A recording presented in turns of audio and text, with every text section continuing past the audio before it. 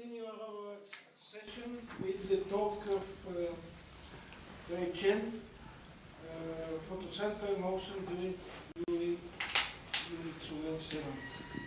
Please. Thank you very much. Thank you for being here, everybody. So I will talk about Photocenter motion during UXor events. So the main idea is like this.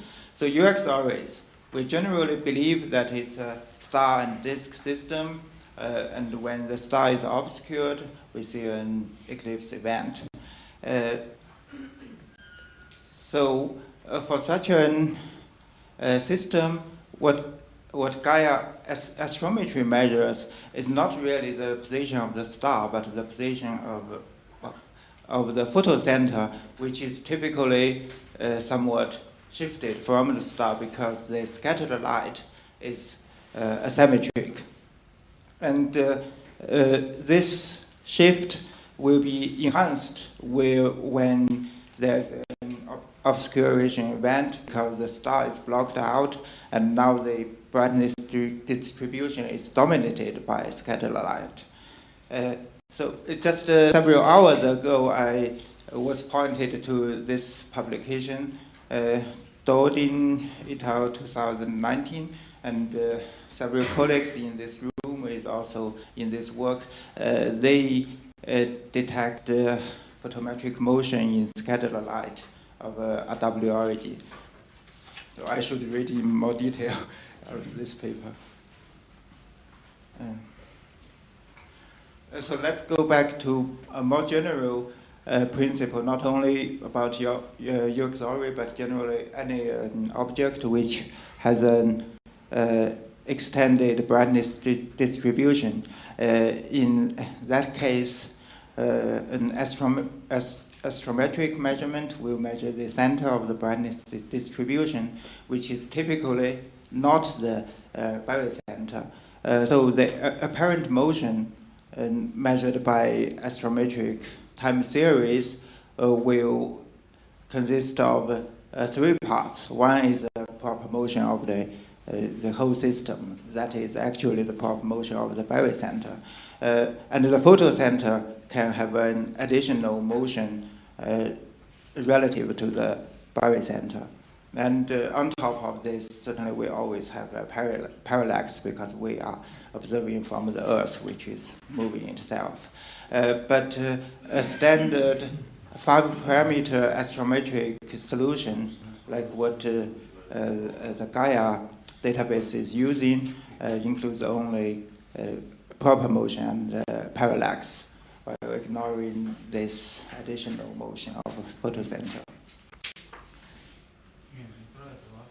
So as an example that this photocenter motion can have a non-negligible effect, I want to show the case of so-called variable-induced movers. So if we consider a binary star, two stars, so the photocenter of such a system will lie on this line, somewhere between these two stars. And if this star is brighter, then the photocenter is close to this star. If this star is fainter and this is brighter, the photocenter close to this part. So if we have a binary and one of the two stars is variable, then the photocenter can move back and forth on this line. So this Williams 1996 paper proposed that such an effect can be used to detect binaries if you have high precision astrometry. At that time, this work is mainly talking about using Hipparcos, but it also speculated by Gaia already. And they also proposed that this astrometric study can be used to constrain binary parameters. Well, this shows how the photocenter moves together. The photocenter motion has the same pattern as the photometric change because they are both caused by photometric variability of one of the two stars.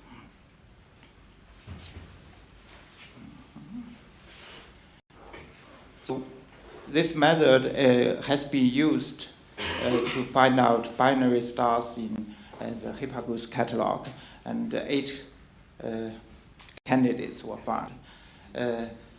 So they can find the position angle of the binary because, well, the photocenter always moves along that line, and they this is position angle. And also they can get constraints of the separation of the star. But this can only be understood as a lower limit, because if you see that the photocenter can move by, for example, 20 milliseconds, then the separation have to at least 20 milliseconds, but can also be larger.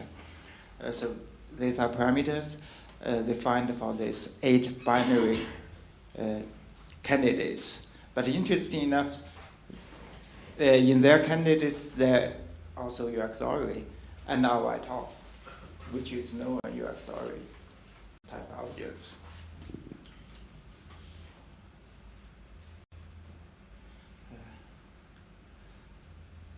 So this image, which you have already seen several times, is our reference model. So I take a set of typical parameters for UXor. So I think this is typical for Hurwicke disks, and I take a large inclination of 70 degrees.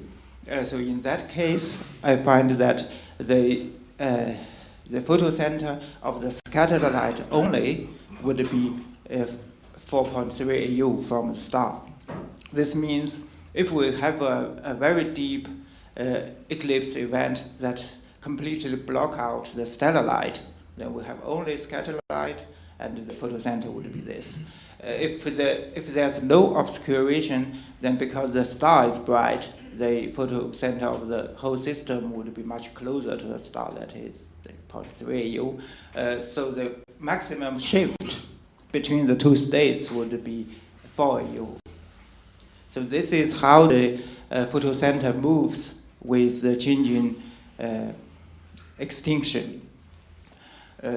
So the motion would be dependent on wavelengths because, well, in shorter wavelengths, the optical depth is higher. So at a shallow eclipse, the photocenter moves more in a shorter wavelengths. But when the eclipse goes even deeper, at some point, the shorter wavelengths eclipse is already kind of saturated, and then the photocenter in the longer wavelengths will catch up, and finally they move to roughly the same position. It's similar to in the changes of magnitude. In a shallow eclipse, in shorter wavelengths, the change in magnitude will be more, so that the object becomes redder. But when the eclipse becomes very deep, all this obscuration becomes saturated, and we just get some leftover scattered light, and the object will blue again. So that's another way to show the bluing effect. And this is because the optical depth is not something that we can directly observe. So what we can observe is the fading and the moving of position. So I put these two parameters on a diagram, and we can see how it moves. So why should we care about this effect? First, we can see for that reference model, the maximum shift is 4 AU. So for a distance of typical UXor of several hundred parsec, the angular shift would be 10 milliseconds, which is not so small, at least for very precise instruments like Gaia. It can be measured. And it can be a noise in astrometric measurements. if we don't do this and we assume that all the astrometric movement is purely proper motion and parallax, and we try to model with that, there can be some problem in the modeling. And Tim's talk has already mentioned that UXor tends to have worse parallax measurements. But if we can somehow separate the proper motion parallax and the effect from UXor event, then this additional photocenter movement can also be a useful signal to provide information about the disk, and it can also help us to identify UXor events. Well, we know that if Gaia catches an UXor event, we will see it first in photometry anyway. However, I think if we can detect both the photometric variability and the photocenter move, then it will give us more confidence that it is really a UXor event. And we can compare the observation with a number of prediction from the models. One thing is, if a photocenter movement is caused by this effect, then it will always be on the same position angle, because the disk just have this fixed position angle. That is different from photocenter movement caused by binarities. Binary stars can have orbital motion. And we can check whether the simultaneous change in photometry and in photocenter does fit into the standard UXor theory. So that it would be an additional verification for the theory we have. So this shows that the dependence of the maximum shift to disk parameters. As I said before, for our reference model, we get a maximum shift of 4 AU. But if we take a lower inclination, we have lower value of this shift. Well, obviously, when we have zero inclination, we have a symmetric brightness distribution, and the shift is zero. And the maximum shift is also dependent on disk size. If you have a larger disk, you can also get more shift in the photocenter. And it's also dependent on disk flaring. That is the scale height of the disk.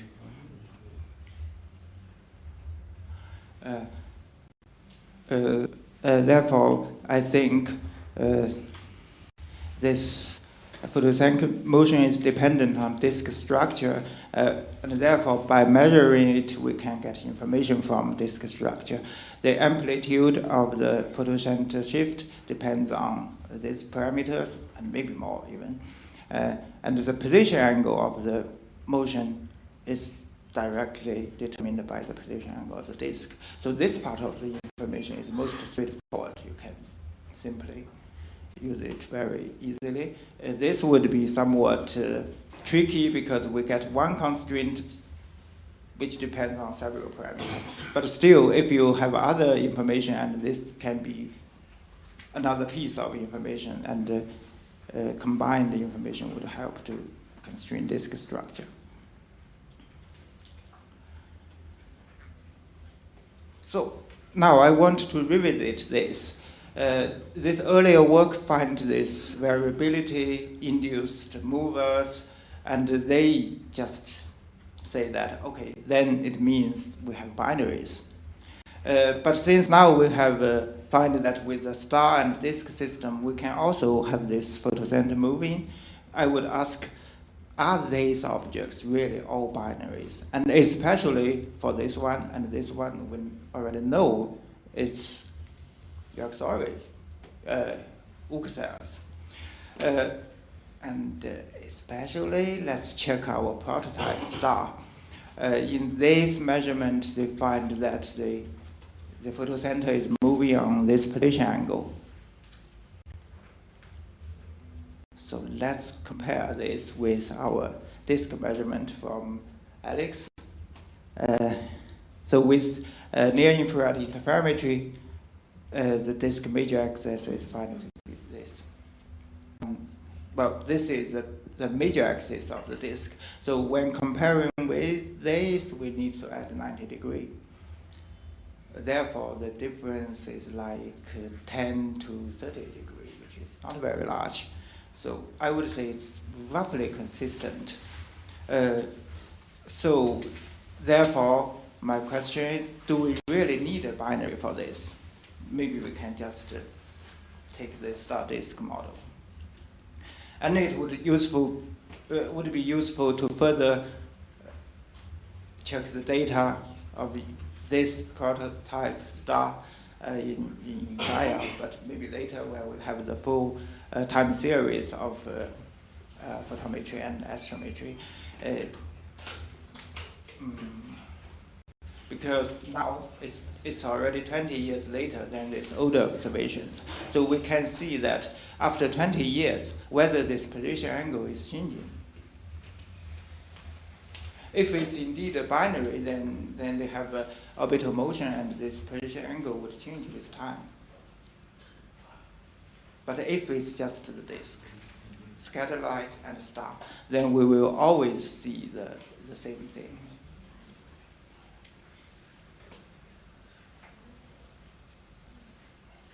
Basically, that's all. So here is just some random ideas I would raise to you. So could this, or should this effect be taken into account when doing astrometric modeling? Can we somehow exclude it? And can we study UXors with Gaia time series of photometry and astrometry? Should this be considered in Gaia alert? And I have this foolish question about how to check whether a star appears to be badly measured in astrometry. Okay, that's all.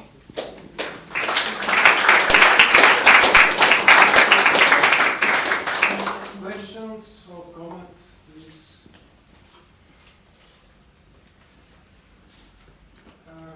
Yes, please. I have a comment in your assumption that if it is a scattered light, then it has to be stable over time. Oh, yeah. I'm not sure it's really right because that assumes that your system is stable. And from all we see, wow.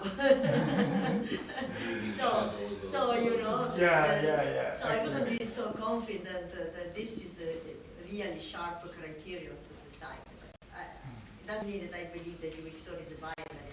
I'm not meaning that. I just said I totally agree. But I think this effect might be second order. It's not so strong as the effect that the far side scatters more than the near side of the disk. Can it be that strong? I suppose you might be right. I Yeah, just but know maybe, that. maybe we can check with more Sure. sophisticated Yes. models. Yes. Yeah. Alex, yes, please. I don't have questions, but I have answers, if that's okay, because there are questions. So the Gaia solution is a single star solution, so or a double stars there will be a special work, but for this kind of cases I don't think so. It's not planned. So it will be done by the community when the epoch astrometry is available, and we put it available at the later data release because we have to first be sure that we don't have systematic effects on it. But this is definitely a work which will be on you. And indeed you have to do the combination of photometry and astrometry. It cannot be done as an alert because unlike the photometry, which you can calibrate on the line, the astrometry is a global solution. So it's not like we know every day what is moving. We have to stop the data and then we handle everything at one go and then we have the astrometric solution. So it's not like everyday new astrometric results. It's totally different kind of processing. So alert is not possible. Okay. And I think, just a comment, you mentioned that many UXors had bad parameters. Some of them, but I think most of them had good. And Oh, really? Yeah, well, I mean, the parallel. Few had a green color. And specifically the UXor Ionis had a good solution. So it does not necessarily mean that it's not affected by this one. It may be that the epochs when it was observed by Gaia, there was no dip. And then it's fine. You have to, it only gets bad if you happen to have one astrometric measurement when there's a dip, so that there's a shift, and then it is in the wrong place with the single star model.